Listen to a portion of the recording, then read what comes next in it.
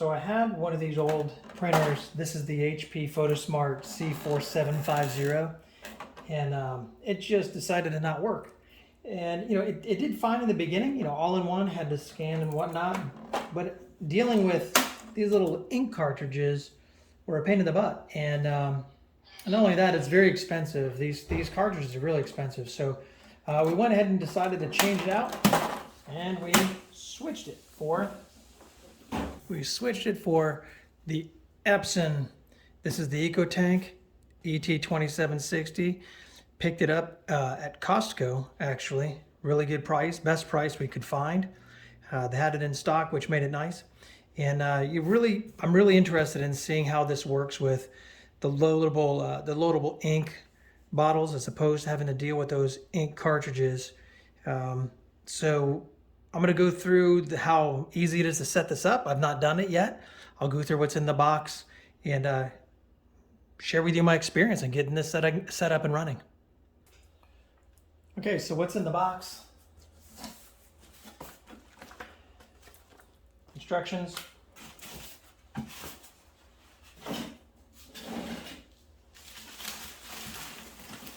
Here's the printer.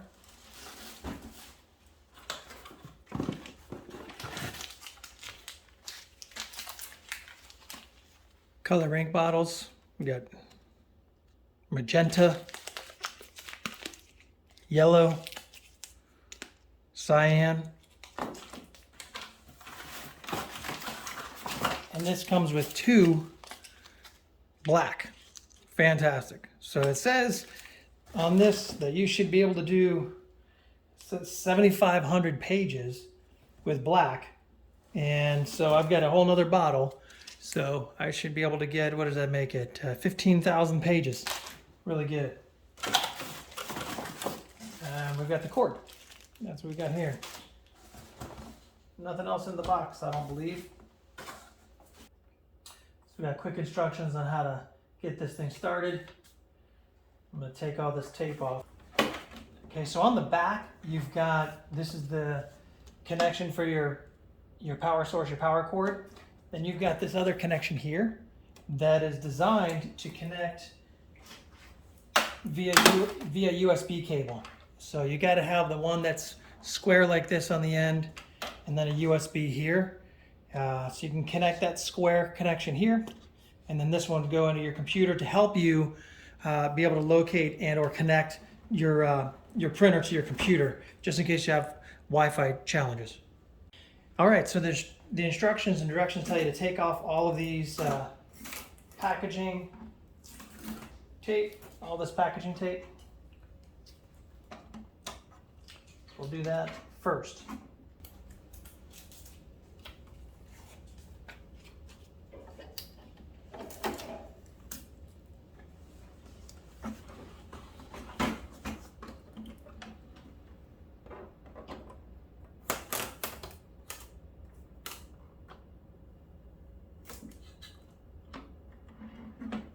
All right, so next we're going to need to load the ink into the cartridges. I would recommend you put a towel or something underneath there just in case you spill the ink.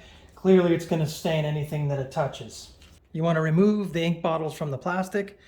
Might as well do all of those, and the extra black, you might as well keep it in there. So you've got the bottles here free from the plastic. In order to remove the top to get to the inkwell, on the sides, let's see if I can show you here. Let me do this. You've got this area here you can grab with your fingers. There's no one on the other side. You want to grab that, and when you do, there's going to be some resistance. When you grab both of those sides, you go to lift it up. It lifts up freely here. There's going to be some resistance. You want to just push it up a little bit more, and then it holds itself up. Then this piece over the inkwell, you can lift that up like that, exposing the different inkwells. And you're going to start with black. You lift that up, and this gives you access. It gives you access to the area where you need to deposit the ink. So to open this ink bottle, you want to turn the top slowly They tell you in the instructions to turn it slowly. I'm guessing because it can get out of hand. You don't want to shake or squeeze these bottles. So now you can see the shape. You can see the shape of this bottle. It's designed specifically to go right into the slot that's here. Let me see if I can show you that slot a little bit better. That's here in the inkwell. So you're going to line this up and tilt it in. It will automatically fill for you. So you don't have to squeeze it. You don't have to do anything. You just let it do its thing. Let's see if I can show you.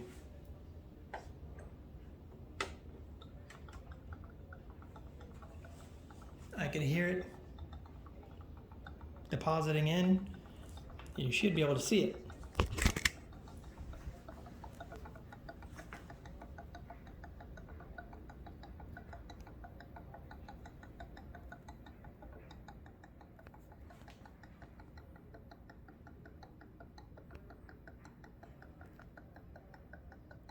Filling up all by itself. Now they also tell you, keep checking your ink levels all the time. You don't want it to get below this lower line. You want to keep the ink above that last line, which is basically indicating a quarter of your inkwell is remaining. So you want to keep it above that. There we go. It's done filling. This is empty, and not a drop got out. Close that, and then continue the rest of the way with each color.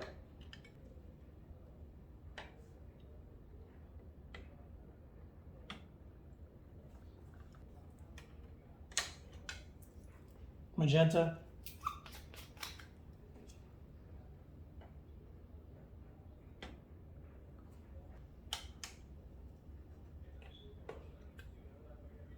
Cyan.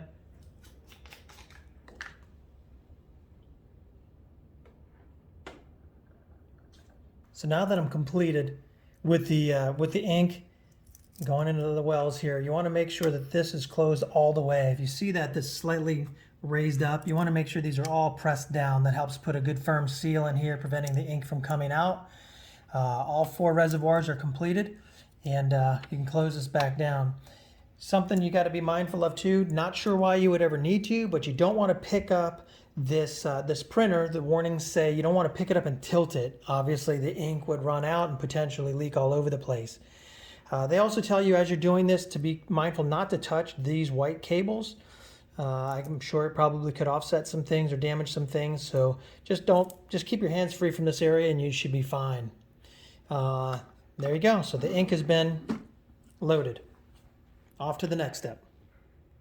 So a quick setup tip. Before you put the printer where it's going to be going, unless you got a lot of wide open space, you might want to go ahead and just connect the power cord to the back of the unit so you're not fumbling with it on a shelf and potentially, again, tilting the unit in order to get the cord back in. So while you got it open like this, you might as well go ahead and put the cord in.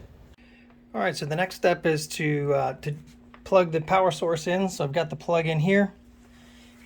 Then you don't want to connect this to the computer just yet. So they want you to charge, turn this thing on. Here we go. All right, by the way, this is nice. It goes up and down, so you have a better angle depending upon where you're sitting. I want you to pull it forward. Select your language. You can use the arrow buttons up and down to do that. So English is what I'm looking for. Hit OK. So now you see where it says see the start here sheet to complete initialization. Hit OK. Fill the tanks with ink and hold down for more than 3 seconds. So the question mark, you hold the question mark down for 3 seconds. So the ink we know is full, so we're going to hold this for 3 seconds. 1, 2, 3. There we go. Start initialization. Confirm that tanks are filled with ink. All right. So now when you get to this screen, you're going to want to press this button here to the side to start the initialization. It's going to take about 10 minutes. It tells you here. Another quick note, while it's initializing, They tell you do not turn the power button off, do not unplug it. You want to and don't lift up the scanner or anything. Just leave it alone, let it do its thing. When it's completed, you've got a little indicator bar here that shows how far along it's gone. So just leave it be until it's completed. Initialization is complete. So now we're going to go ahead and load the paper. So you want to lift the paper guide up. That's in the back of the printer. There's a paper support. You can slide out like this and tilt it back. So now that holds your paper. You got your, I guess these are your guides here on the side. You can open these up to widen them so you can fit the right size paper in there. There you go. Sorry, I did that with one hand. So here they are, here and here. And then you can load paper. All right, you want to make sure it's all even. Drop the paper down in here. And then you can tighten these guides to fit along the edge of the paper. So now you're going to begin the setup. I went ahead and logged into the link that they supplied in the instructions. It says it's Epson, www.epson.com/support/ET2760, which is the model of this particular printer, and it brought me right here. So we're going to load up the printer drivers. You'll see this is what I'm looking for. Windows, this is good. Just going to download this. The ink is charged. It's asking me to make sure that I did that initialization, and it did charge. We're good there. I can confirm that. So I can do either a wireless connection or a USB connection. Let's try to go for the wireless one. This seems to be the most complicated. Set up printer for the first time. This will be the first time. Printer's control panel to connect to a wireless network, or you can use the USB cable to develop a connection. Let's try the control panel. All right, so now press home, then press left on the printer until you see Wi-Fi setup. Press OK. All right, let's try this. Let's go to home. Okay, this is done. All right, so do this to set up Wi-Fi. Here we go. We're going to set up Wi-Fi. Okay, so let's hit OK again. And hit OK. Wi-Fi setup wizard. OK to proceed. Searching for my Wi-Fi. So, okay, this is good. This is me. Enter my password. Wow, this is going to take forever.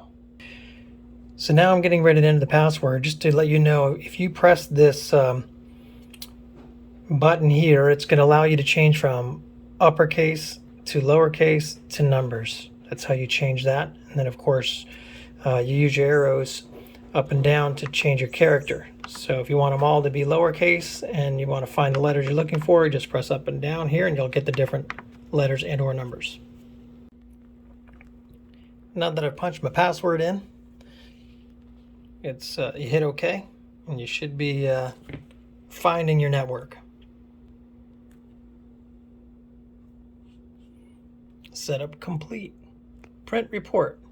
So to do that also, you can pull this tray out here so the paper falls on that tray. Yes, let's print report. So it's asking me to, in order to do that, I got to hit this button. Printing. Let's see how it goes.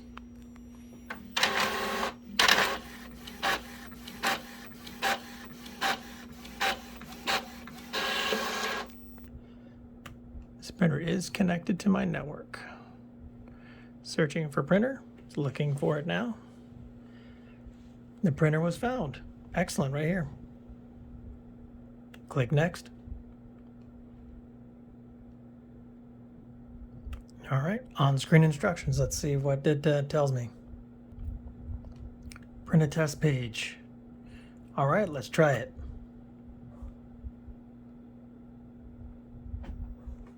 Well, looky there.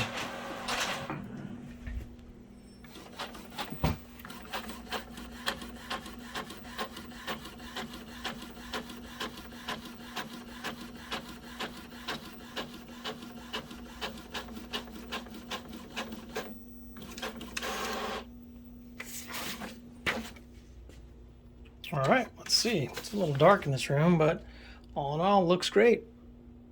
Clear, colors are good. Congratulations. That didn't take long at all. Worked out very well.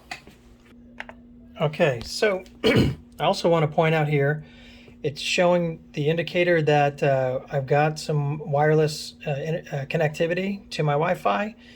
This is the Wi-Fi setup screen, and this screen is not, it's not a touch screen. It is a little small. I wish they were a little bigger there.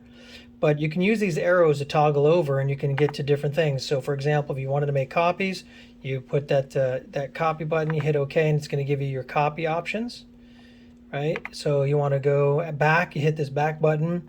You want to connect over to printing photos. You can hit OK there. You've got the option of scanning. You can hit OK there. Personal stationery, so you can use different things. You can envelopes and customize stationery.